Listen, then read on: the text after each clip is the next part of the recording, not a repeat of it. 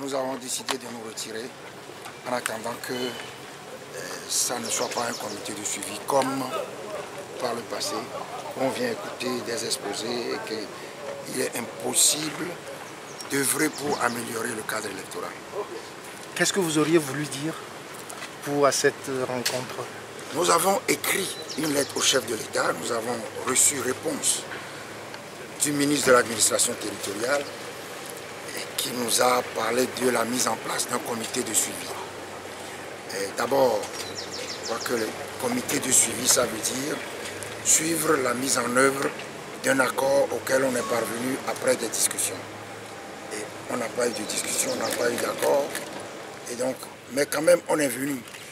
Et ce qu'on aurait souhaité entendre, c'est la prise en compte des revendications, c'est-à-dire des partis ont adressé une lettre au chef de l'État ou ont adressé une lettre au ministre de l'administration territoriale pour faire état d'un certain nombre de préoccupations.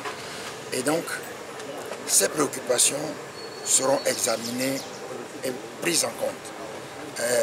Contrairement à cela, on a entendu, on va écouter des exposés de la HAC, de la CENI et également des services de sécurité. Et vous avez... ça ne vous intéresse pas, c'est ça? C'est pas que ça ne nous intéresse pas, c'est que ça n'ira pas dans le sens d'une amélioration du cadre électoral. Si on repart comme ça, on voit très bien où ils veulent aller. C'est toujours des discussions qui n'aboutissent pas au règlement des préoccupations que nous formulons. Vos préoccupations aujourd'hui concernent, tout le monde le sait, le fichier électoral. Il faut faire un recensement. Tout le monde sait que le fichier est gonflé dans les partis où le pouvoir se considère comme, son fief, et puis est réduit dans le pouvoir et dans les partis que le pouvoir considère comme lui étant hostile. Et donc il faut faire un recensement pour remettre le fichier électoral dans un état normal. Et puis il y a la composition de la CENI. On ne peut pas dire que la loi dit ceci et que des candidats importants ne soient pas représentés dans les bureaux de vote. Ce n'est pas normal. On ne fait pas des élections pour respecter la loi, on fait des élections pour que tout le monde parte à égalité de chance. Je dis ça et je souhaite que tout le monde l'entende.